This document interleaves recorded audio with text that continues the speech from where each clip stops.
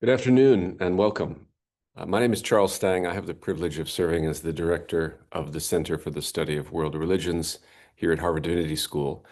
Welcome to this afternoon's event, which is part of our online speaker series, Psychedelics and the Future of Religion, now in its fifth year. We are delighted to have with us this afternoon, Manvir Singh, author of Shamanism, the Timeless Religion, which I have with me right here, published this year, 2025. Thank you, Manvir, for joining us this afternoon, or morning for you, to talk about your new book. This speaker series is part of the Center's broader programming in psychedelics and spirituality, which is led by my two colleagues, Jeffrey Breaux and Paul Gillis Smith. I will invite them both into the conversation later when we turn to the final chapters of Manvir's book, where he deals explicitly with shamanism and psychedelics. And as always, the best way to stay abreast of what we're doing here at the center is to sign up for our weekly newsletter, which you can do through our website, and we will drop a link in the chat to that sign up. So, Manvir, if you would, let me invite you to join the group. Oh, here you are. Welcome, Manvir. Yeah, thank you, Charles. It's a delight to have you. And since my questions for you, Manvir, are going to prompt you to speak about yourself and your work, I'm going to keep my introduction of you very brief. Manvir Singh is an assistant professor of anthropology at the University of California, Davis. He holds a bachelor's degree from Brown University and a PhD in Human Evolutionary Biology from Harvard University. He's a regular contributor to The New Yorker, and his writings have also appeared in Wired, Aeon, and The Guardian, as well as in leading academic journals. Shamanism is his first book. So here's how our time will unfold. I'll spend the next 45 minutes or so asking Manvir questions about his book. And as I said, I will then invite Jeff and Paul into the conversation when the time is right. And if we have time, we will take questions from the audience. So if you'd like to pose a question or a comment, please do so with the Q&A function at the bottom of your Zoom screen. And please indicate if you'd prefer that your question be anonymous. We will probably have time for only some of the questions, but please be assured that we'll pass on all your questions and comments to Manvir so that he can see what his remarks provoked in you. So, Manvir, shall we begin? Yes, let's begin. Thanks, Charles. Okay. You're very welcome. All right, Manvir, here's my first question. As you well know, there are quite a lot of books on shamanism. Apart from the many practical manuals on how to be a shaman, of course, there are many scholarly studies of particular shamanic traditions from around the world and several critical explorations of the category shamanism.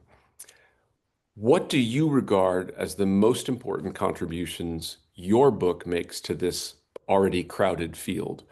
What did you think needed saying about shamanism, and why did you feel you were the right person to say it? Oh, that's a great question. Great way to start. So you're right that there have been innumerable books on shamanism. There's an entire journal on shamanism. The contribution that I wanted to make was really, I think, captured in its title. I think sometimes shamanism, when a lot of people think about it, has a certain baggage or imagery associated with it, a kind of primitivist association, an archaic association, an Orientalist association. When people think about shamanism, I mean, one of the most famous texts is Eliade's archaic techniques of ecstasy. It's really associated with the far off, the remote. Um, and so my main contribution, I think, was to try to liberate it from these associations and to show that, yes, it has existed throughout history. Yes, it exists in faraway places, but rather than being something confined to the far off, it is ubiquitous, nearly universal. It's resonant, that it was, yes, it probably characterized the earliest religious activity of our species, but I think it will continue to do so well into the future, far beyond, if you ask me, like many of the major religions we know, that it manifests in all of these unrecognized ways around us. So my biggest goal was to underscore its ubiquity, its resonance, its universality, and to try to challenge some of this imagery that's often tangled up with it. Mm, okay, good. Well, we will get into all of those questions about ubiquity, universality, and timelessness. So for the benefit of those who are joining us who haven't had a chance to read the book, I'm going to include in my questions some quotes of yours. Here's one that appears relatively early in the book.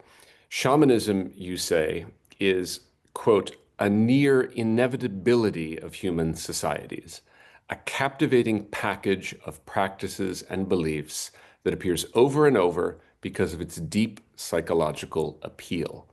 It characterized the earliest human religions, echoed in industrialized societies today. I'm sorry, echoes in industrialized society today. That's important. That's in the present tense, and will perpetually emerge.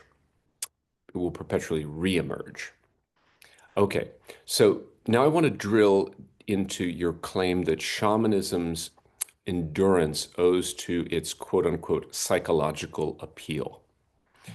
So you argue that shamanism has enduring psychological appeal because it answers the universal human need to seek certainty in an uncertain world. Humans, you argue, quote, hallucinate agency everywhere. So if the world is full of arguments, so this argument goes, rather than a haphazard collection of random forces and uncertain events, then we have a better shot at managing that world. So in this regard, shamanism is based on superstition and is akin to magic. In your words again, quote, as people seek ways to interact with the beyond to manage uncertainty, specialists compete to provide the most appealing services.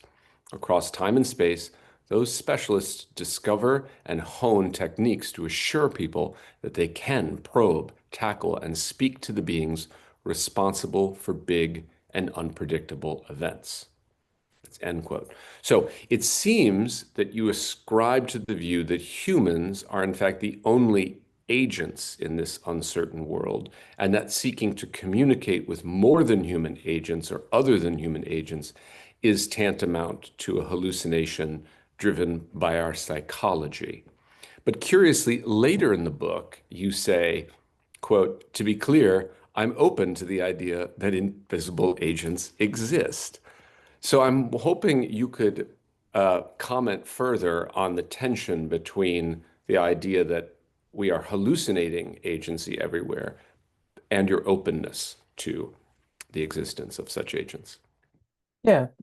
So the argument is that the human mind has evolved in such a way that it is predisposed to sense, perceive, um, yeah, agents in the world, especially agents that oversee uncertain outcomes, big, bad, and important outcomes. Um, and I see the shaman foremost as a specialist who engages with these unseen agents. The engagement can be manifold. Um, so I think the later quote that you had cited, I said that I'm open to the existence of agents, but I do not think, based on everything that I've read, I do not think that we can right now conclude that shamans actually engage with unseen agents or unseen realities. And I point to the numerous attempts to empirically investigate that. You know, there have been, I cite a project by a South Asian agnostic. You know, there have been numerous contests to really see whether people who are claiming to engage with these unseen agents or unseen realities are actually doing so. And so I believe that the more parsimonious explanation of shamanism is that humans believe that there are agents that oversee uncertainty, and shamans engage with those. The comment more generally is that I don't want to make claims, especially declarative claims about the nature of reality. I think like for the most part, humans know very little about how reality actually works. I imagine us to be like ants inside of a mausoleum, inside of like the Metropolitan Museum of Art, and we have a very micro sense of what it is. But to the extent, I consider myself an empiricist and a materialist to Mhm. some, mostly an empiricist. Um, and to the extent that the evidence seemed to suggest one thing or another, I think the most parsimonious way to interpret the evidence is that um, the human belief in agents is best explained by the structure of our psychology, rather than, for instance, like kind of a preternatural capacity to sense some beyond. Does that make sense? Yes, it makes sense, but I want to press you on it a bit more. Um, so in that quote from chapter 5, where you said, I'm open to the idea of invisible agents, I want to read that from that quote. I want to read a slightly longer selection of it. But you're signaling there your openness to what we might call a wider ontology than our contemporary empiricist or materialist worldview allows.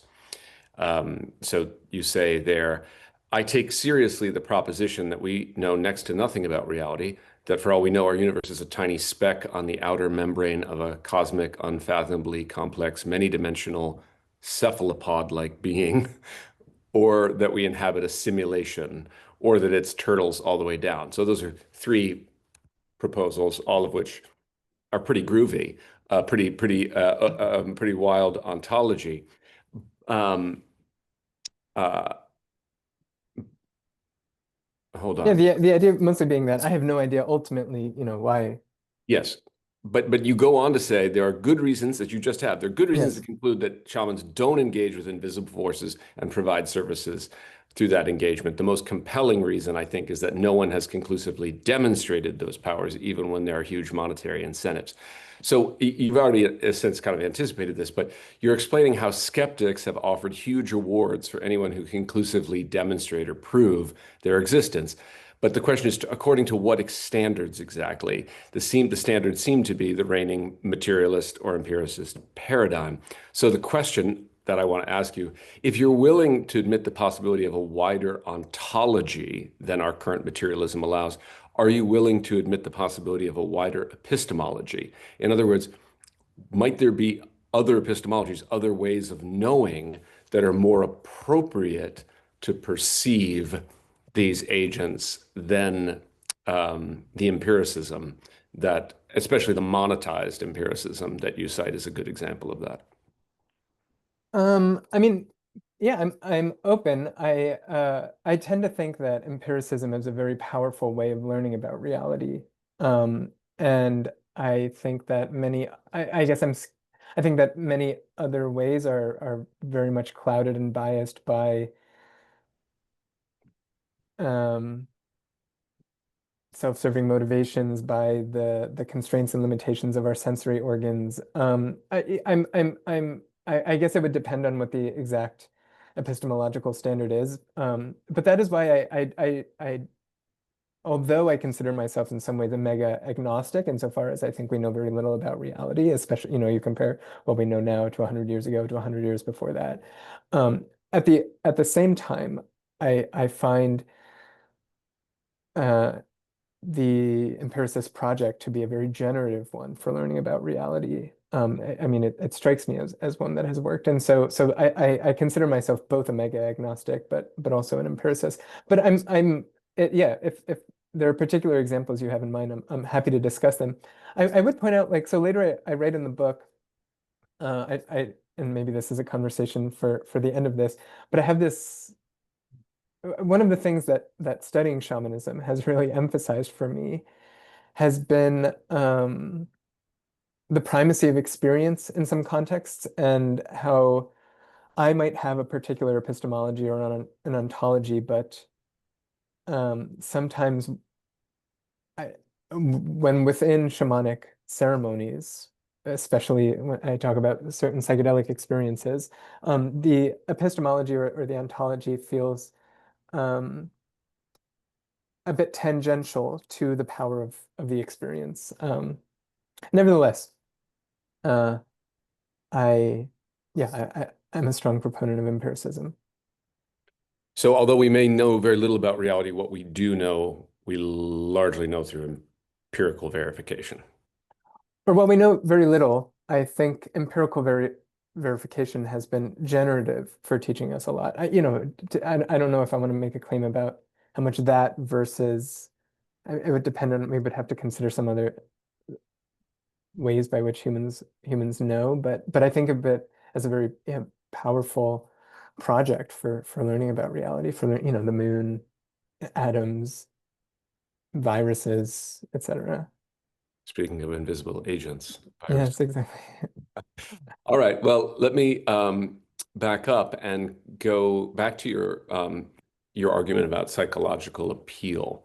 So, um, you argue that shamanism works not because shamans, in fact, interact with invisible agents or supernatural entities or other than human beings, but because they create an appearance or aura of doing so, what you call a quote, enthralling simulated experience. And they create this appearance or aura by xenizing themselves, as you put it, that from the Greek word xenos, meaning stranger or other. In other words, they make themselves significantly other than those whom they propose to serve and heal. So their rituals, quote, again, this is your language, turn the specialist into a different kind of entity, one more credibly endowed with special powers. But I think it's important to underscore that the transformation is about credibility. In short, as far as I can gather, shamanism works because shamans make themselves seem strange, and their clients' belief that they are strange makes shamans effective. So, on your account, shamans function similarly to placebos. So, can you explain or expand on how shamanic healing is and is not like the placebo effect? Sure. I mean, it first requires us to define what the placebo effect is, which, while working on this book and that chapter, I realized is actually itself a very fuzzy thing. The placebo effect is kind of the effect of magical ritual aside from whichever drug you are often testing or whatever treatment or intervention you're testing. Um, so it's not entirely helpful. But I, so in the book, I think about there being three mechanisms through which shamanism is potentially healing. One of them I align for the most part with placebo, and over there, in fact, although I really emphasize this thing about performance and seeming, I don't think it's actually so important often to what extent the client believes the shaman is doing something versus their body feels that this is happening, or there are many indications or signals that it is. Uh, there's this really striking work, and many people here might already be familiar with it, but on what are called open label placebos, that you can give someone a placebo and you can say this is a placebo, you can write placebo on it. Um, and it can nevertheless, they can show alleviative effects, especially for things like pain or anxiety or exhaustion. And instead, what seems to be really important for promoting the placebo effect are two things. One is just how empathic is the relationship with the practitioner? To what extent do you perceive them as invested in you? To what extent do you feel like a genuine human connection? And then the other is really strikingly how immersive is the intervention. There's this idea that a sugar pill produces uh, a less potent placebo effect than topical ointment, produces less potent placebo effect or a less therapeutic effect than a feeling that you're experiencing surgery. Um, and so on the basis of all of that, and so the ways in which I see shamanism and placebo as aligning is that I think shamanism is in many cases a really powerful means of producing experiences that feel both empathic and immersive. It is, I use the example of the Kalahari Kung. They have a trance healing, trance dancing intervention where it's understood that the trance healers are entering what is called death or half death. There's a sense that they are really putting themselves um, in danger's way to heal you. And then it's also an incredibly immersive and sensorial experience. And so I think shamanism is a potent means of producing the placebo effect, at least insofar as we understand the placebo effect in that way. Two other mechanisms, though, I don't know if we want to call the second one placebo, but I think that shamanism is a really effective way of transforming people's understandings of themselves or their stories about themselves. And to the extent that a ceremony creates an experience that this is a powerful being and they can address the sources of my misfortune, that gives them the power to change your story about yourself. You come in, you feel that you're being haunted by witches, that ghosts, you know, are sitting on you in the early morning and their energy is sapping into you. You feel that witches are abusing you. And then you have this practitioner who, in this very vivid intervention, banishes, exercises, communicates with these agents of misfortune, then you can come away feeling assured, feeling a new story about yourself. And that is how, in fact, a lot of psychotherapy and even psychedelic assisted psychotherapy work, this trying to change the patient's story about themselves. But I think shamanism is a very potent way of doing that as well. And then the final thing, and this I also don't really categorize in my mind as placebo, but shamanism is often incredibly social, or shamanic healing ceremonies are very social. They can be festive. One thing that's been really striking for me, having done a lot of field work, especially in Indonesia, is the extent to which the healing encounter is something that is celebratory, social, festive, a time of feasting, which is not the association I had beforehand. I had an association of healing as something much more somber, much more grim. Um, and so, yeah, I think the first mechanism we might call placebo, but partly because that's what the literature has really described it as. But I think all of these as essentially ways in which um, powerful rituals that are immersive and which a specialist is understood to be engaging with these unseen realities can be therapeutic. Sorry, that was a long answer. Oh, that's okay. Long answers are good. Uh, y- I recall you also suggesting that shamans operate and in certain cases like open placebos insofar as there's evidence to suggest that even a client who is skeptical of a shaman um, enjoys some benefit, that they're effective even from those who doubt the xenizing performance. Could you say just a bit more about that?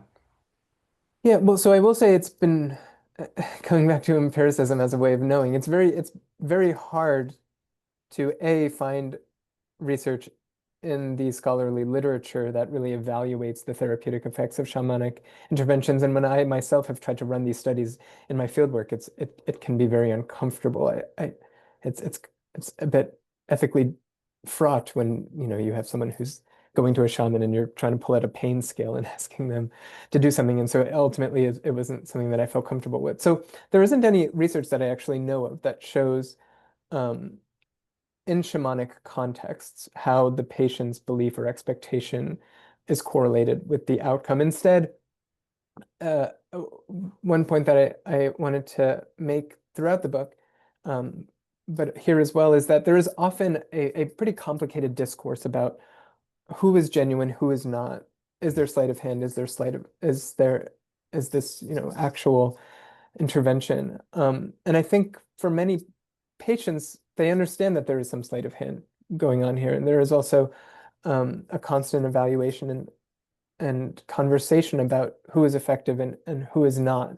But nevertheless, patients put themselves in those contexts. I use the example of many shamans themselves. There's a good ethnographic literature showing that shamans pretty deliberately use sleight of hand. But then when they are themselves sick, they will go to other shamans. Something I find in Mentawai is when their children are sick, they will use these shamanic interventions. Um, Now, I don't think that necessarily means they're skeptical of everything they do. What I ultimately suspect is that people are uh, maybe they have faith that some of what shamans do works and some of what shamans do doesn't work, but that people also, when it comes to healthcare, are pretty promiscuous and agnostic and will really try anything. Um, yeah. So like we have health-seeking behavior. People will go to a shaman, they will go to a clinic, they will try over-the-counter drugs, they will go to a Muslim healer, they'll go to the Reiki healer from Jakarta. People will really cycle through lots of interventions. And so uh, that is another thing that ultimately really made me start to reflect on the role of experience over necessarily belief. I think in Western context, we can really think about belief and faith as very important things, but sometimes I suspect that those are far less important and relevant in other contexts. Right. So I'm going to go into chapter 4 now, where you make what I think is a very important point, but then you seem to undercut it. So let me first lay out the point that you made. You argue against what you call the ecstatic equivalence hypothesis. This hypothesis is the idea that non-ordinary states look similar around the world, or even equivalent. And you think that's wrong. Instead, you argue um, that non-ordinary states are far more different than is often assumed. But because you're committed to a functionalist explanation of shamanism, what shamanism does, just pages later, you reduce the very diversity of non-ordinary states into a single function. You write, non-ordinary states xenize a specialist. So the question is, why is it important to highlight the diversity of non-ordinary states if they are functionally uniform? Um, well, a couple reasons come to mind. The first is that I think that prominent authors, people like Michael Harner, people like Michael Winkelmann, have led many readers, many people interested in shamanism to project uh, a single experience, often an experience that looks a lot like the psychedelic experience, and to the incredible diversity of non-ordinary states that humans have cultivated. And so one reason is just to um,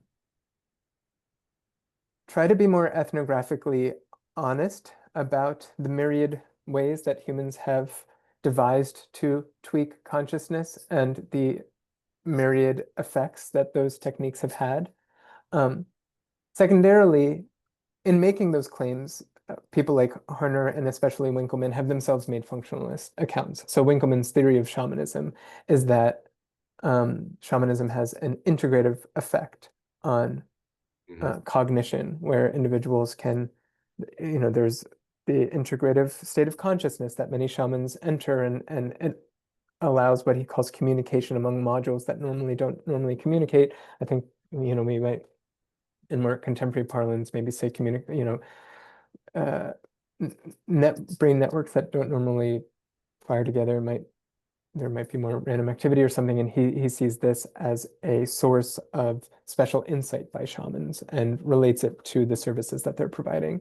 And so I don't think that account, maybe that works in some context, but I think just given the incredible diversity of cognitive effects, of psychological effects, of the different trance states that shamans enter, I don't think that account stands. Um, uh, why do I look for a unifying account? It's because I ultimately think sincerely, or at least I put forward the account that that the best way to understand, or that a useful way to understand why humans around the world so reliably build these institutions in which people enter non-ordinary states to provide these services is because of the power of the non-ordinary state to signal to audience and client and community that this person is doing something normal humans do not.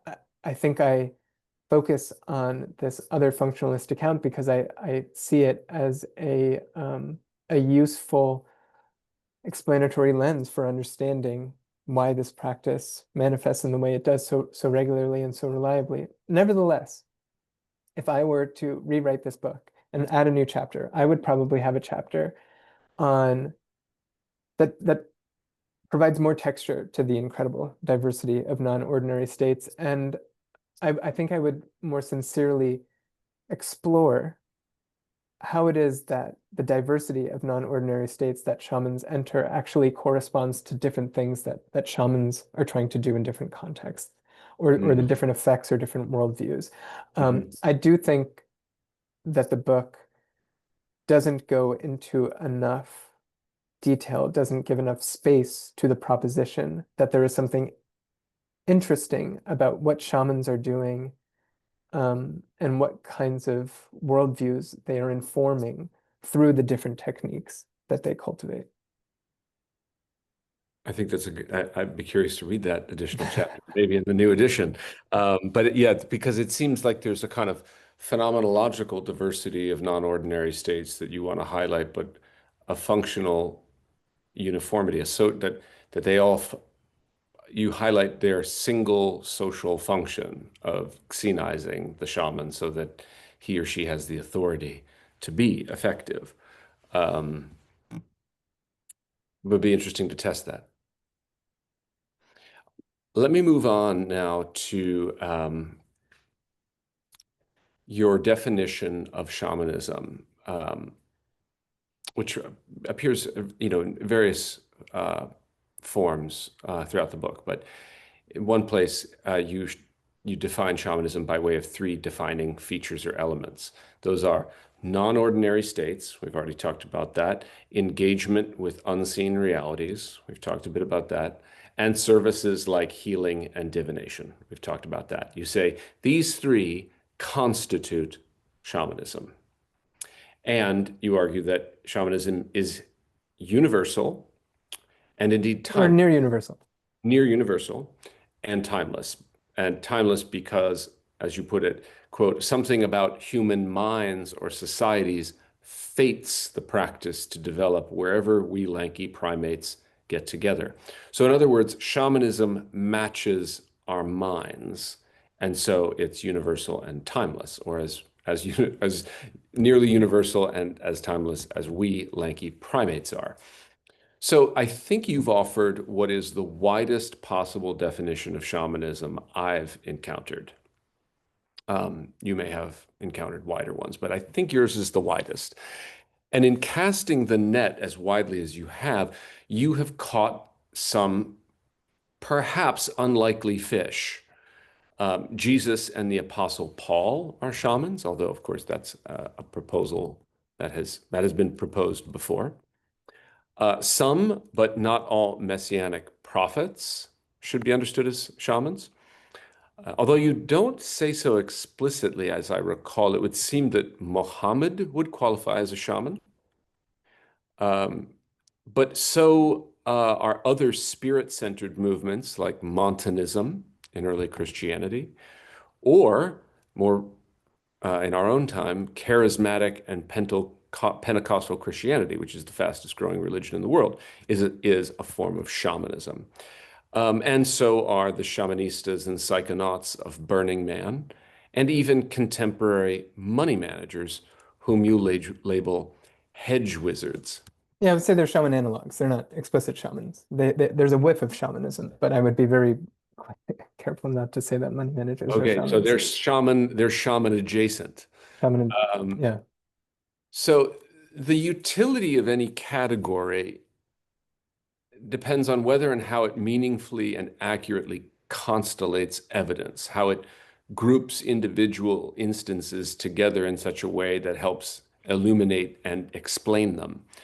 And the significance of any category, of course, depends in part on what is not included in that category. And in this case, I worry that you have so widened or even diluted the category of shamanism that nearly everything becomes shamanic or shamanic adjacent. So one way to get at this problem, I think, is to ask, what is not included in shamanism? What's not shamanism? If shamanism is to name something, there must be something it doesn't name. So what's that? Well, can I take a step back and just provide a historical context for the definition of shamanism? Sure.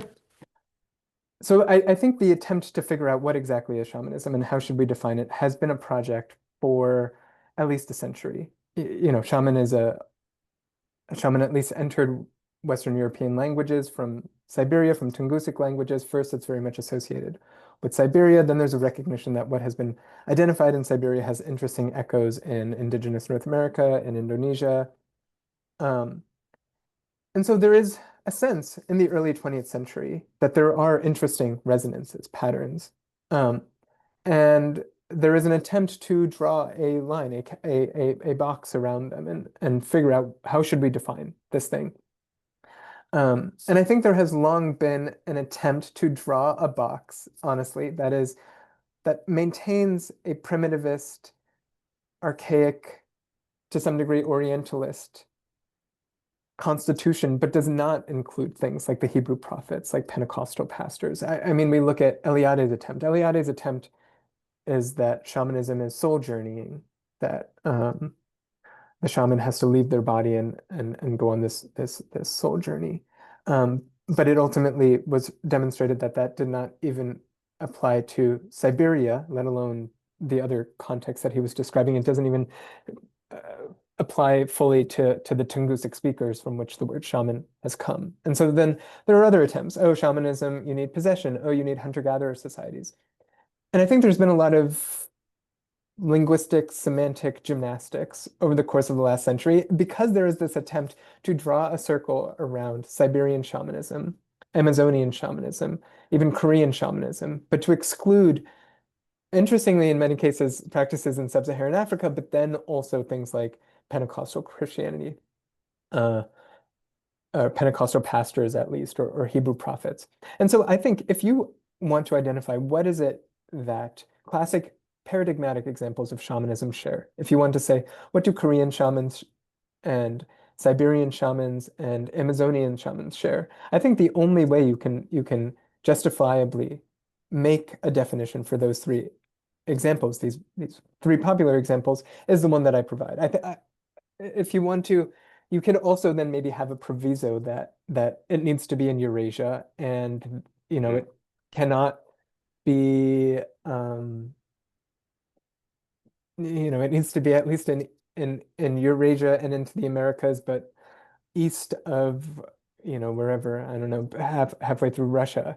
Um, so my the first argument that I want to make is that I think my definition is the only one that I think can justifiably or reasonably apply to the examples of shamanism that people have very often thought of as shamanic. And if when we identify what do these paradigmatic examples share, if then we also identify that, oh, Hebrew prophets, some Pentecostal pastors, trans channelers that you find in LA are also shamans, then I don't think that's a weakness of the definition as it is a recognition of the resonances in contexts where our biases might otherwise lead us to exclude them.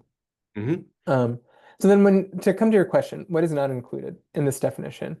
I would say any practitioner, I would just go through the three traits. I would say any practitioner who is not entering a non-ordinary state, especially in their interventions or services. Any practitioner who is not healing or divining or providing another service. And those contexts in which people enter non-ordinary states but don't understand it to engage with unseen realities. And so, for example, I think some Pentecostal pastors might qualify as shamans. I think many don't, because many don't actually, I watched a lot of videos on YouTube to look at Pentecostal services. You do find a good number where the pastor is speaking in tongues.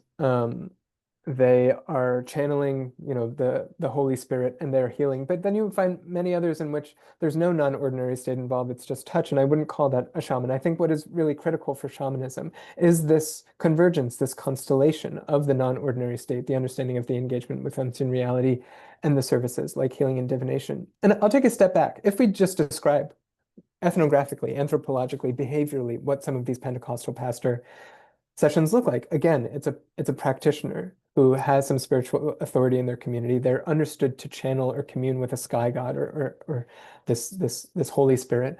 In so doing, they enter a non-ordinary state that is marked by xenoglossia or glossolalia, by speaking in tongues. And there's a healing effect. just behaviorally, ethnographically, if it were any other behavioral context, I think the people who wanted to describe Korean shamanism as shamanism or Amazonian shamanism as shamanism would be much more willing to do so. But because it has a particular historical provenance, I think there's been a reluctance to see it within that comparative lens. So, Manvir, near the end of your book, I thought, I don't know if this is a book about shamanism as much as it is a book about ecstatic religion. And shamanism, you sort of have you've you've taken the category of shamanism and expanded it to include all forms of religion and spirituality that involved altered states, healing, and dealing with supernatural entities. And you're right, that is, of course, trans-historical and global phenomenon.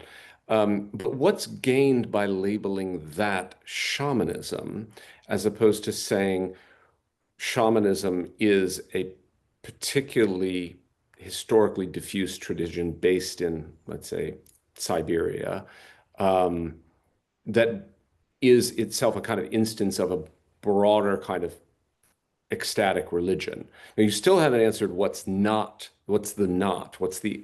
photographic negative of shamanism? Because it seems to me at times like this is a kind of version of Max Weber, where what you're actually interested in is charismatic authority as a kind of global phenomenon, and then um, legal, rational authorities are these kind of, developments that try to control and essentially tamp down charisma. So I wonder if you've thought about, first of all, what it means to label shamanism a religion. Actually, let's pause. That's another question. Yeah. Whether you've thought about in the expansion of shamanism, whether you kind of lost the thread and instead you ended up writing a book called Shamanism that is about a lot more than shamanism. Um, as I said, maybe Okay. it's about ecstatic religion. Yes, yes, yes. Okay, so there are a number of points you brought up. First, what is not included in shamanism? I would say, like, for instance, many Christian priests wouldn't be shamanism. I mean, the gyanis at a Sikh gurdwara would not be shamans. And I do think it aligns with Weber to some degree. It's many cases where spiritual authority is not on the basis of non-ordinary states. If spiritual authority is more on, the expertise of or the familiarity with texts or with your place in a bureaucratic hierarchy. I mean, it is very Weberian, but um, yeah, I think there are many sources of supernatural or spiritual authority that do not involve non-ordinary states. And I also think that there are many spiritual leaders or religious specialists who do not heal or divine. Again, I mean, just the example because it's one that's very intimate for me, but like Sikh Gyanis or if you go to a Gurdwara, I would not say that anyone there is shamanic. Towards the broader question of why call this shamanism versus ecstatic religion, um, I mean, maybe it comes back to the difficulty of shamanism as a category, but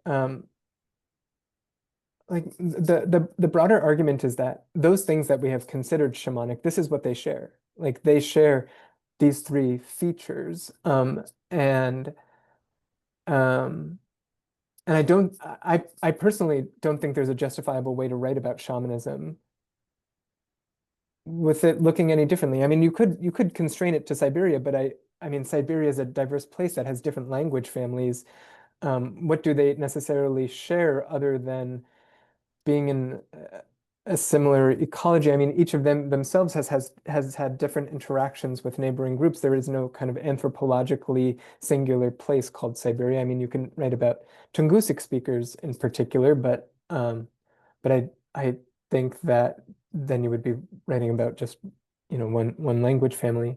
Um, I would say the difference between shamanism and ecstatic religion more generally, though, is this particular convergence. And insofar as there are ecstatic religions where you find an emphasis on healing and divination, um, then I would say that they're shamanic. I guess you're right that the book could be reconsidered. And sometimes when I get pushback, why do you use the word shaman? I respond that yes, this could have been a book called something like Trance Practitioners or Ecstatic Specialists Around the World. But that category, that concept has been is so entangled with the idea of shamanism that I think insofar as we want to continue to use the word shamanism, I think that is what it must encompass. Do you feel, and this will be my last question, and then I'll invite Jeff and Paul in. Do you have any sympathy for those who advocate for abandoning the concept of shamanism? And I can that can happen on one of two levels. You can have academic or scholarly calls for this being a poorly conceived category that's done more harm than good, that doesn't adequately constellate the evidence. It's not, so that's one. And then there's the sort of popular version of, no, we should stop using the word shamanism because it's overriding local indigenous nomenclature and descriptions of ritual specialists. So do you have any sympathy for these calls? Well, yeah, I mean, I have sympathy for the general notion that shamanism is a term that has a lot of particular baggage, and that because of it,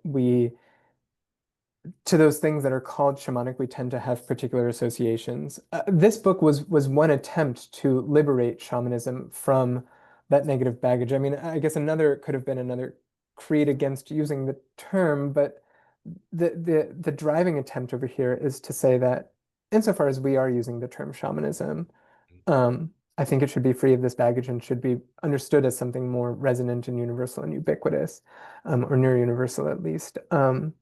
And I don't think we're at a point where the the the public is going to stop using the word shaman. I mean, it is a word that has social weight, that has historical weight, that has identity weight, and so I find it a more useful project to identify what it most justifiably entails rather than to demand that we stop using it and make up a new term to describe this strikingly convergent tendency. Okay, well, I think it's only fair. Thank you, Manvir, for fielding these questions, and Those are really good questions. I appreciate it. So I want to invite Paul and Jeff in, who I know will ask you some questions related to the final chapters of your book and maybe beyond. So Jeff, Paul, take it away. Great. Thank you so much, Manvir. And I'm excited for us to turn a little bit to the psychedelics portion of the text, which it's woven throughout, but it is especially addressed in the final chapter of the book, Archaic Revival. And for the audience, also, I'll note for the audience, we will have some time for your questions. So if you want to put any in the chat, please do. There's a function down at the bottom of the Zoom.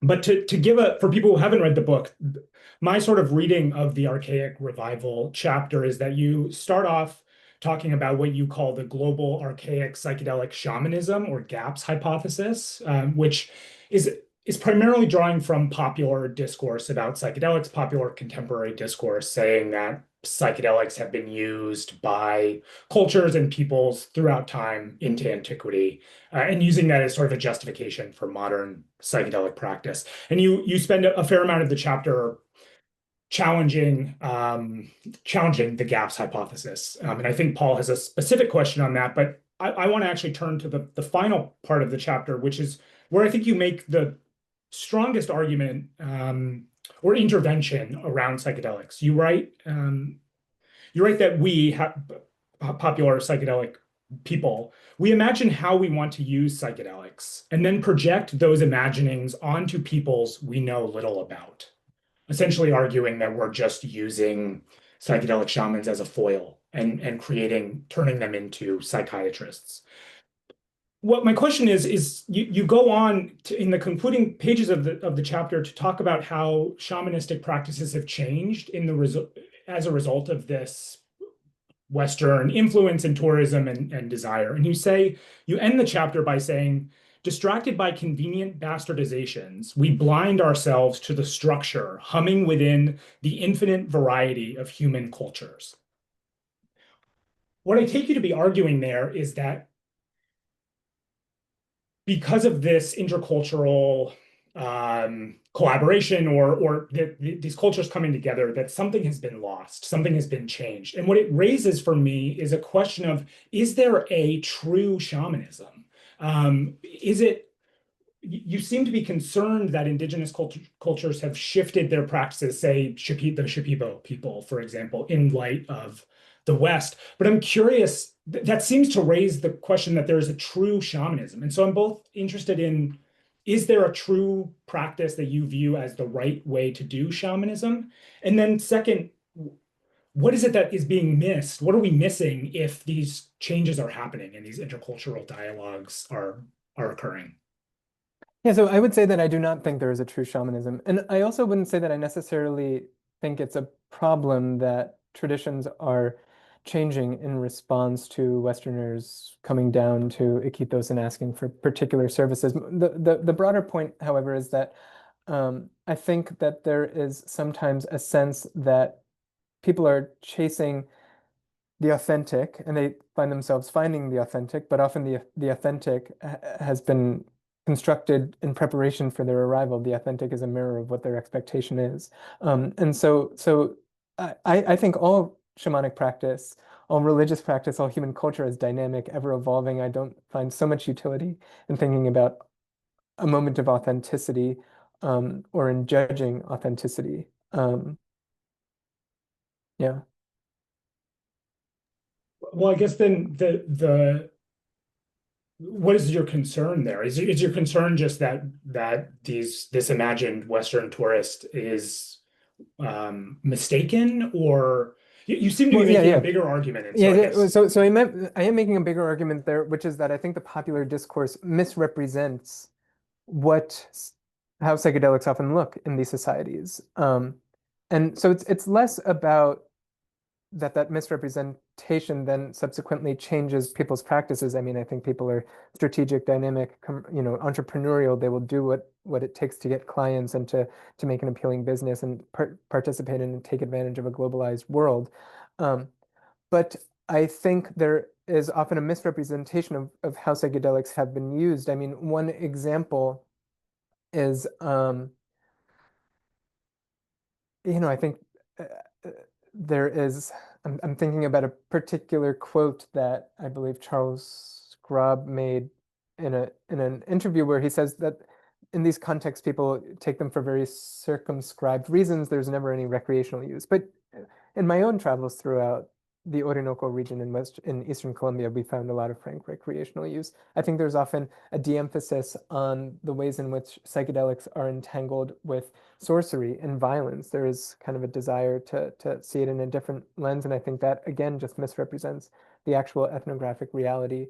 And so my bigger point is this point about projecting imaginings, that I see the problem as one of misrepresentation and representational bastardization.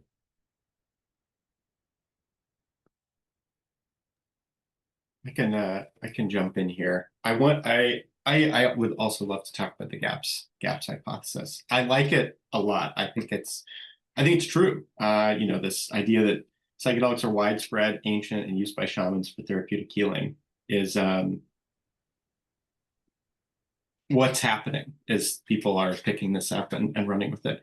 And a colleague and friend, Christian Greer, makes a very similar argument from in a different approach in his article, Historians on Drugs, in the last issue of the South Atlantic Quarterly. There's something peculiar to me about the third one, that psychedelics were used by shamans for therapeutic healing as this popular understanding.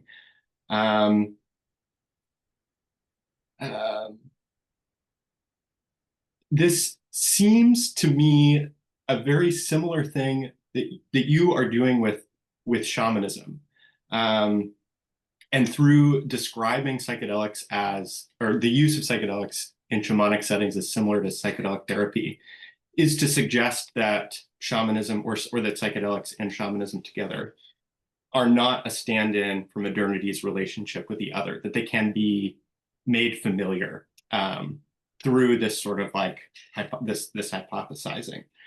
And for you, shamanism, and I think I agree, if we're going to use this term shamanism, perhaps it's in fact far more present for all time and everywhere. But through this revisionist history, people are it sounds like people are doing the same thing, that we don't want shamanism to be this sort of foreign stand-in for the other. We want it to be made familiar.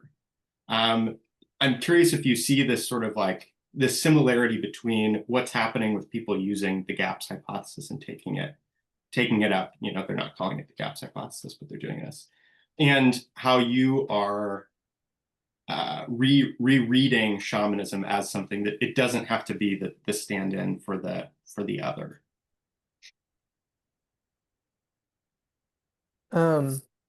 Wait, can you repeat your question? Also, for the record, I think gaps is wrong.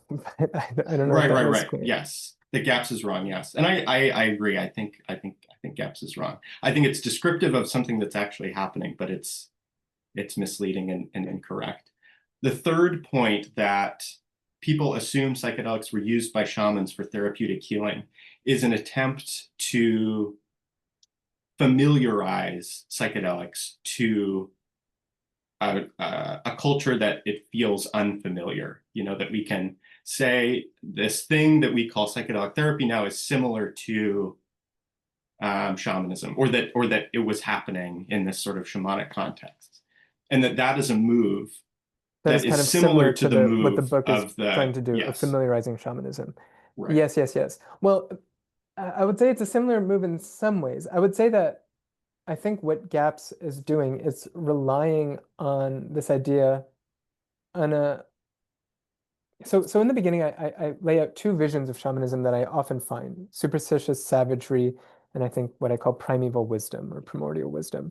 And so I think when people are often making this case that psychedelics are not some newfangled thing, but have been used by societies for millennia around the world, I think there's still some fundamental distinction that they're drawing between us moderns and them, people who had shamans. And I think it's often relying on this kind of primeval wisdom imagery. I think it's functioning to say that there's something wise in the ancient indigenous. It's still kind of a political or rhetorical prop, and I think it often rests on some fundamental distinction. Do you know what I mean? Yeah, the way we get to refamiliarizing is still baking in a foreignness or a secret wisdom that we won't ever sort of totally unlock. Yeah, it's building legitimacy, but by still using the imagery, the archaic imagery. It's saying because this is old and widespread and kind of indigenous and foresty, that gives it legitimacy and makes it useful and wise. Yes, yeah. I mean, you look at so this was something that I had talked to someone else recently, where they were saying that how can you say that shamanism? I mean, it seems like shamanism doesn't actually have this kind of primitivist, archaic association, increasingly because there's a lot of eagerness for people to call themselves shamans.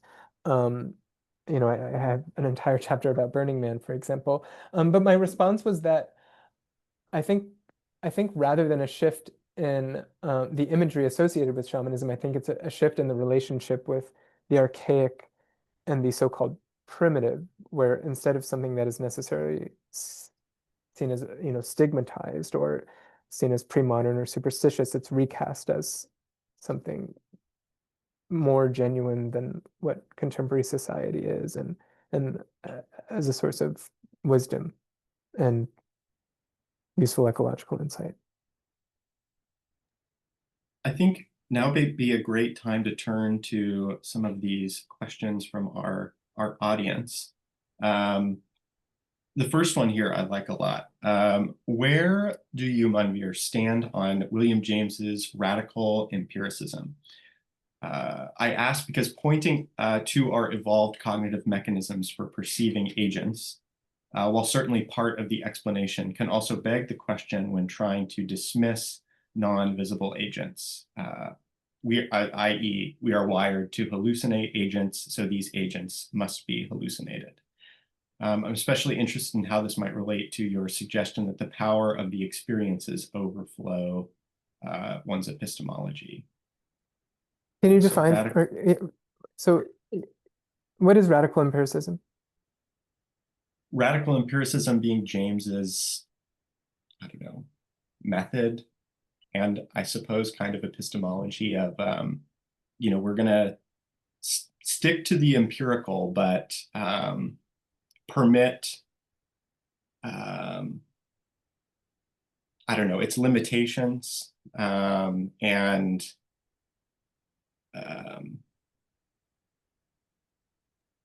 give a green, yeah.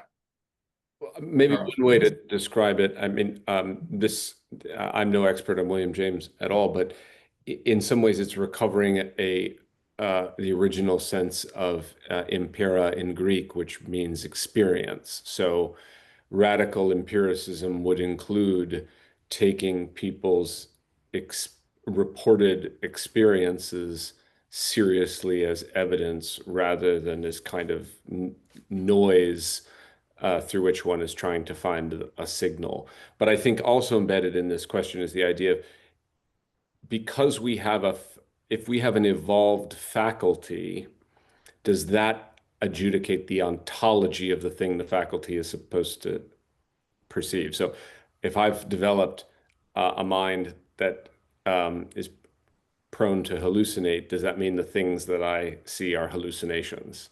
Yes, right.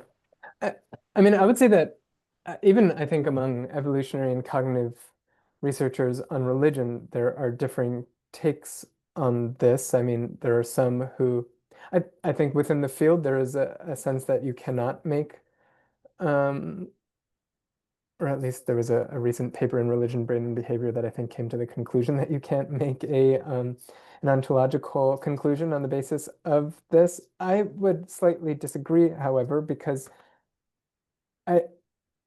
I think it comes down to why has the human mind evolved in such a way that it perceives agents, and the answer or the hypothesis that I find particularly compelling is that we are a social species who live in social worlds in which agents are very are not only ubiquitous but have a lot of influence on our experience, have a lot of influence and effect on the outcomes that happen around us. And so it's just in general useful to have as a first interpretive lens that if something important is happening around you, it's probably because of an agent.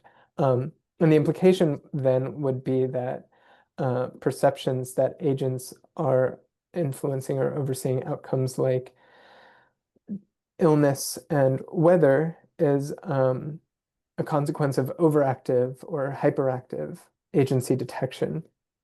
Now, in that case, because the explanation is that the agency detection is a bit of a byproduct, and it makes predictions about the context in which we would be most likely to detect agency, I do find it, I find that it suggests that at least the agents that we believe to experience in the context that we believe to experience them are better explained by this quirk of psychology than by us being particularly good at perceiving them. Now, I think that would be different. You could say that, for example, uh, you know, human perception is ultimately constrained, and to some degree, everything that I perceive around me is on the basis of my mind making predictions based on the sensory evidence that's coming in. This can all be explained to some degree by hallucination. But if I want to understand, like, does my dog exist? I think the reason that I would perceive a dog would be not as a byproduct of some other detection, but because it is it is on the basis of like cognitive and perceptual mechanisms that benefit from being more accurately able to predict and intervene on a dog when it's around me. I mean, it's a difference, as people say, between like Yeah, I guess I'm just coming back to, do you see the perception as a byproduct or as something about usefully and effectively working on the world around you? Now, again, I don't think that necessarily militates against the existence of agents more broadly, but I do think it militates against the existence of the agents that we at least perceive, or perceptions of agents. That segues very nicely into another question in these sort of larger questions of what is the data that we're using, what are the perspectives and the lenses that we're judging something empirical or not, or worthy of consideration. And this question is from an audience member who says that they are somewhat shocked by your claim, Manvir, that shamans don't actually engage with the spirit world or unseen entities and spirits to affect healing.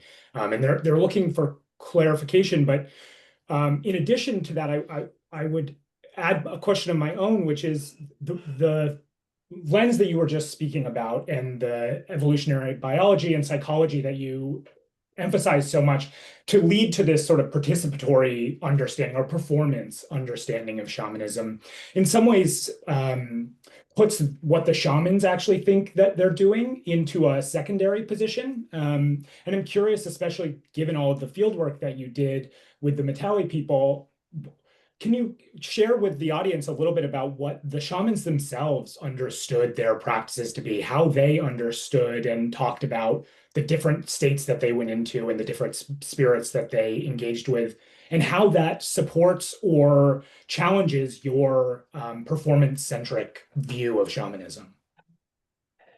Yeah. So I would say that from talking to people, I think there was a lot of complexity and variation in how people understood their experience and their states. Just to think about one example, there's an understanding that shamans can see souls and the spirits that populate the world. So an example of one of these spirits is Sikamenen. And so I went around and I asked shamans to illustrate Sikamenen, not because I was trying to test them, but because I was just interested in how Sikamenen exists or is represented. And some shamans would very eagerly say, okay, I have seen Sikamenen, this is what Sikamenen looks like. Others would say, when I see it, I don't totally see it, or they would ask to see other drawings. They would be more open to the proposition, or they seem to express more uncertainty. It relates similarly to the ethnography of sleight of hand, where there is, in some instances, kind of an admission that there's some sleight of hand. In other instances, less so. I mean, I guess I wouldn't feel totally comfortable saying that there is a singular kind of view. I think some very much describe their states as them entering, they sing and they dance, and these spirits come close to them, and they will describe Gobo, the state in which they enter trance, as a very powerful thing. Others seem to be more, at least less committal or less declarative in their statements. I mean, and that also corresponds with how the community sees different shamans. Some seem to be less authentic than others. So that is my general perception of how it's talked about. How that relates to the idea of performance. So something that I write about in the book is that I don't think of performance as necessarily singularly manipulative, exploitative, a put on. When I say performance, I think that I think about it really in kind of like a collaborative, often working together. I think like shamans can themselves really sincerely believe, or they can be more agnostic, or they can have doubts. But I think shamans can very sincerely believe in their interventions, and that contributes to the performance, as I'm using the term. By performance, I mean kind of the shared experience that is produced through both shaman and audience. Like gender, Yeah, like similar gender. to how we Yeah, think like about gender or performance and identity. gender. Yeah. Can I ask another question? I'm going to jump back in with one I didn't prepare this one, Manvir, so it's sort of fresh. So I wonder whether in the more kind of classic circumscribed account of shamanism centered in Siberia or Inner Asia more generally, whether there is, my impression is that in these shamanic traditions, shamans are, first of all, not, I mean, this is a point Eliade makes. He says shamanism is not the religion of these regions, actually. Shamanism is a kind of ritual specialist that supplements and is in some tension with the religion of the region, including so to speak, traditional religion of the region, rather than, say, a more recent arrival like Islam in Central Asia. Okay, so that there's a tension between shamans and religion.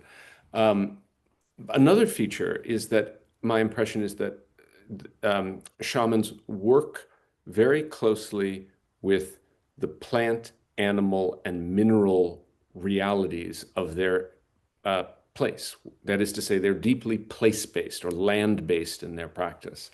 And so there might be a kind of shared grammar in how a shaman in Siberia or a shaman in Korea or even a shaman in Indonesia is working, but they're all working with the plant, animal, and mineral worlds. That these are important facilitators as they go into altered states and into converse with the spirits. Now, if that second fact is true, that would potentially delimit some of the things that you've constellated together as shamanism. So it's a hypothesis for maybe, again, narrowing shamanism down if we, so maybe take the second question, the second part of the question first, and then we can circle back to whether shamanism is a religion or whether shamanism is importantly something that's in tension with religion. For sure. So for the second, I mean, I think if you go to Seoul, I don't know how many shamans are in Seoul. We can look it up, but I think it's in the tens of thousands. I mean, they are placed in the local cosmology. I mean, I'm not an expert on Korean shamanism, but I believe they're often possessed by, they can be possessed by their own family members, but also possessed by prominent historical figures, figures from Buddhism.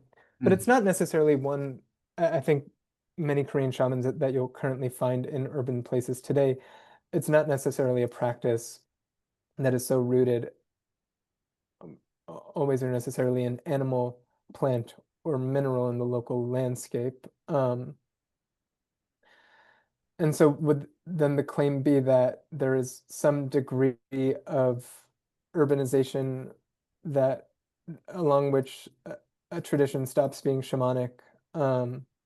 I mean, similarly, I think there are parts of urban Inner Mongolia. I mean, there's a great video on shamanism in Inner Mongolia, in cities in Inner Mongolia, which I am not necessarily sure how prominent of a place local plant, animal, or mineral Yeah, but that's is.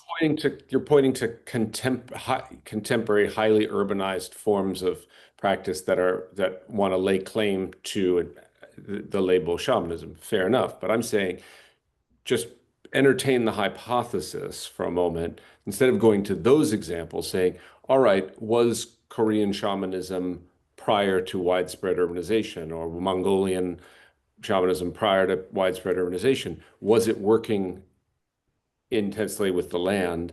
And is that actually like a powerful feature of shamanism that we should recognize and isn't featured in your book? Before Yes, immediately yes, yes, going to yes, the yes, yes. contemporary Right. instances that will complicate it, let's take a simpler case. And then I'm not looking to recover some pristine, authentic shamanism. But I recognize shamanism might have evolved in a megalopolis like Seoul, but that might not tell us exactly what shamanism what shamanism is in Korea. That might not be the best place to start, I guess. But then I would say, like, I would imagine most religious practice, especially kind of local informal religious practice, to have historically been related to plant, animal, and mineral. And so then I think it becomes about what is the extent to which a people or a practice is urbanized. And I mean no offense here, but I see kind of again a desire to position shamanism in a particular past or to associate it with a certain kind of non-industrial or pre-urbanized setting. I see kind of a similar, and again, I mean no offense, but a kind of primitivist desire to separate what people often intuitively think of as shamanism from many of the analogs. And particularly Seems like I can't ask the question without you're trying to tell me that I'm being no, just I'm not trying to say you're primitivist, but I'm saying like it's if I ask whether indigenous traditions are land-based, which is something regularly, rightly or wrongly, said about whatever the hell indigenous religious, that vast category indigenous religious traditions are land-based. Is that just participating in some romantic or primitivism, or is it trying to get at something? Hey, maybe actually there is something important about this quality in these traditions. I mean, I don't know if you're familiar, I've also written critically about the term indigenous, where I think it was historically kind of a political term that I think has also taken a lot of primitivist associations as. I agree. Yeah, so I think like I think the extent to which we can call something like indigenous religious practice is itself. Yeah, and I would recommend A bit anyone in the complicated. audience to check out that New Yorker piece. I think it's well argued about the term indigenous.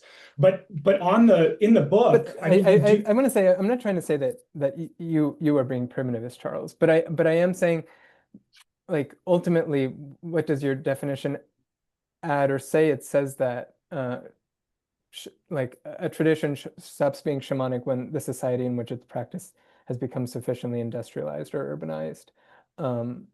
And so it seems to, I mean, it seems to be one that wants to draw a fundamental distinction or some kind of distinction between like some notion of modernity and some notion of the past. I guess isn't there also a similar project in, I think maybe what the point he was making was more about like, are there ways that looking at different instances of shamanism can reveal something about the category, which I feel is a very similar project to one that you're undertaking in the book, Manvir, particularly with the Andaman Islands and this sort of like looking for a particular culture that has gone through a particular keyhole and all of this, what feels to me like evolutionary biology, sort of like standard, can we trace these from the basic to the more complex? And so like given that part of your argument, it feels like the project of going back to like shamanism in different earlier forms is critical to the case that you're making, but maybe I'm misunderstanding your point or what you're doing in that chapter. Oh, with the Andaman Islands. Well, yeah, I mean, the function of the Andaman Islands example is to ask ourselves, is it possible historically to find a place where shamanism, wait, have I frozen? Is it possible to find a place historically where shamanism has had a pristine emergence? It's to help distinguish among the hypotheses or discriminate among the hypotheses that shamanism's ubiquity is a consequence of diffusion versus convergent evolution or independent emergence. And so the reason I'm looking to the Andaman Islands is because I just in speaking to geneticists and cultural evolutionary scholars, that there's a sense that insofar as there's a place where we can try to find a pristine emergence of complex culture, it was potentially the Andaman Islands, because they underwent a dramatic cultural decline or population bottleneck, but don't seem to have experienced a lot of later cultural contact. Yeah, so the function of thinking about the Andaman Islanders is to help test this hypothesis, not to necessarily make a claim about what shamanism is or is not.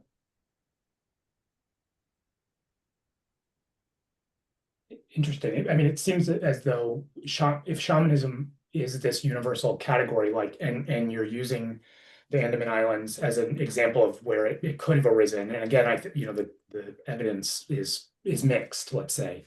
But that's an argument sort of throughout the book, looking at Christianity and early Christianity, and sort of making an argument that these are universal things in human culture. And I guess the question, to tie it back to what Charles was asking, is, are there other pieces of that essential function of shamanism that you're arguing that maybe you're leaving out of this particular definition? Like, is it possible that when shamanism arises, as you're defining it, there are other features such as Yes, a yes, yes, yes. locality. Yeah, well, I mean, so I mean, I guess it's a question. Okay, I think I better understand. And again, Charles, I really did not mean. I hope you didn't. It's okay. Yeah. It's all right. Well, so I think there could be a general question about historically, what does historically or in non-industrial context or in non-super urban context, what does local and informal religious activity look like? And to what extent to what extent is it integrated with a local understanding of the ecology? Um, and I think that's an interesting question. And I think it is, um, it seems very plausible that historically that informal religious activity has had a lot of understanding of the local environment and has incorporated that into the practice. I mean, I even think about something like, um, you know, countryside French peasantry and what a uh, a local wise person or local healer may have engaged in, and I imagine that to have been a practice where there was a prominent role for things like local plant, animal, and mineral. I Towards the first question that Charles had asked about how do I think about the relationship between shamanism and religion? Uh, I think it depends on what we mean when we say religion. And so I don't think of shamanism as a religion in the way that I think, for example, of Christianity or Islam or Sikhism or Judaism as religions or the various movements within them as religions. I think about shamanism as religious in the way that, and y'all will know how to better pronounce this person's name. I've only seen it in writing. Martin Riesbrot, Elizabeth. Riesbrot argues for religion, where he argues that the core feature of religion, the thing that all religious activity shares, is an attempt to engage with the beyond for blessings and to avoid misfortune. And I think historically there has been this project of distinguishing between magic and religion, where shamans are in the place of magic and a lot of other activity, prayer, priests are put into the domain of religion. And so my argument is that shamanism is just as religious as prayer, at least if we go by someone like Martin Riesbrot's uh, definition. Now, then I think there's a separate thing which Charles was pointing out, which is like, what is the relationship between shamanic practice and centralized religion and centralizing tendencies in religions more generally? And over there, I do think there's a tension. I mean, it comes back to the earlier point about this seems to be a book just as much about ecstatic religion, or maybe more so, where I think the central tendency or tension is often between ecstatic practice and centralizing tendencies between, how do you maintain a monopoly over or how do you maintain your jurisdiction over supernatural services? And shamans are often inherently threatening to um, centralizing tendencies because they are a direct engagement with the beyond. They can provide competing takes on doctrine. They are, other people who can provide the services that you would maybe go to a centralized religion for, or the administrators or practitioners within a centralizing religion. Yeah, and so I think more generally, although I do think shamanism is just as religious as, say, prayer, I think there is a common and deep tension between the centralizing tendencies and ecstatic tendencies in religious practice. I'm reminded of April DeConnick is a scholar of early Christianity and Gnosticism at Rice University. And, there's no agreed upon definition of religion versus spirituality. Everyone sort of decides what those two words mean in relationship to each other. But she has an interesting one. She proposes that we think of spiritualities as ways of being religious, it's like a style of being religious. So she says, Gnosticism isn't a religion, it's a style of being religious. You can be a Gnostic Christian, you can be a Gnostic Jew, you can be a Gnostic Muslim, in the same way that fundamentalism is a style of being religious. We all know you can be a fundamentalist Hindu, you can be a fundamentalist Christian, that there's something shared across these traditions, this style. And so I'm just listening to you, I'm wondering, I agree, I love Martin Riesebrot's definition of religion. I find it incredibly refreshing, actually. So I was wondering, perhaps we could think of shamanism as a particular style of being religious. Um, but I think I still, and we don't need to come to agreement here. I still think that it's best. I think that your treatment of it has captured too much so that the style is weakened. Like I think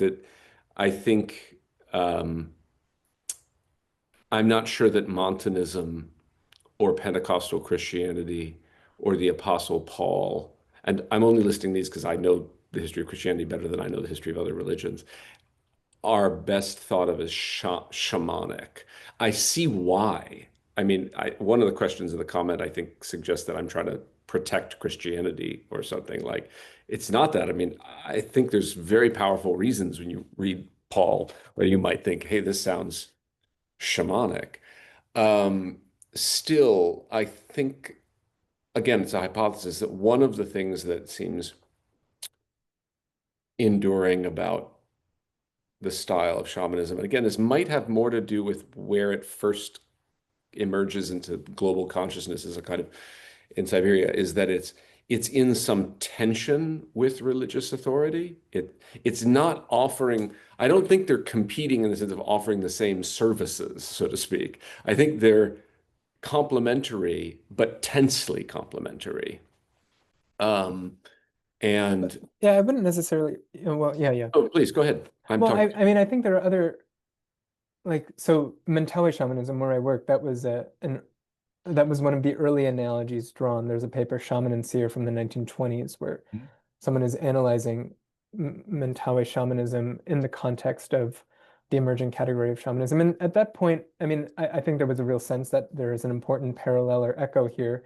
But you did not yet have, at least in some parts of the archipelago, missionizing or world religions, and so you didn't have that tension. I mean, I think of other contexts that I think many people would have long thought are quite shamanic, where you don't necessarily have that tension. Yeah. Um, but I would say, a, a project or a contribution that I try to make more generally as an anthropologist is this really just aphorism, but nevertheless one that I really love. Sorry, I keep freezing. But that anthropology makes, can you hear me? Yes, loud and clear. Yeah, that anthropology makes the strange familiar and the familiar strange.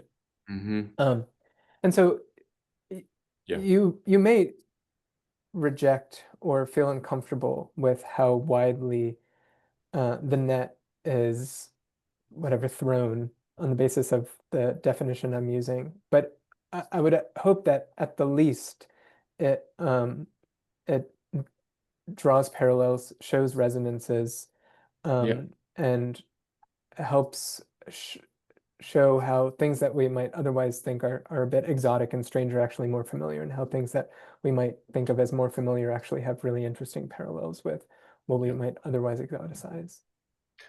Yeah, I think that's one of the great things about even raising the question of, say, the Apostle Paul as a shaman for many Christians. It a familiar figure now suddenly reframed through that category. And I think it's a really interesting provocation. Manvir, I think we need to conclude. We are at time, so I want to thank you so much for joining us and fielding these questions. And I know, Paul, you have a few concluding remarks you wanted to make. Is that right? Why don't you take over? I do. Thanks also so much. This was so fun. I really appreciate that. This was maybe the most thoughtful Q&A I've had. So thank you. That's what we aim to provide. Well, thank you both, Professor Singh and Stang, for such a delightful and rich conversation. And thanks to the audience as well for your wonderful questions. We're grateful as ever to all of the CSWR staff for their support events like this.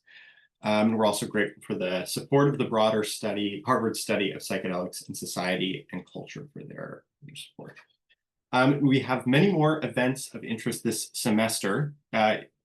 Next week on Monday, if you're local to Cambridge, We invite you to join us for an event called the Psychedelic Jesus of the Counterculture, a research talk from visiting scholar Eric Davis. Be on Monday the 20th at 11:30 a.m. in the CSWR's common room. And on the very same day, in the early evening at 5:30, the CSWR is hosting a launch event for the center's new book series, Texts in Translation of Transcendence and Transformation, or 4T for short, with the publication of a translation from Syriac of the Pearl Song, a song found in the Acts of Thomas by Adam Bremer McCullum. Do register in advance through the calendar page on the CSWR's website. And at the beginning of next month, on November 5th at 1 p.m. Eastern, we invite you to join us for Raving, Recreation, and Religion, an online panel event with journalist Michelle Luke and professor of ethnomusicology Luis Manuel Garcia Mispireta. It's sure to be a raucous conversation on the limits of the category of recreation, the religious aspects of a raving life, and more. And you can find all of these events and more on the calendar feature on the CSWR's website. And with that, we will bid you all adieu for the afternoon or the evening or the morning, wherever you are. Thanks for your attention, for your thoughtful questions, and we wish you a lovely rest of your day.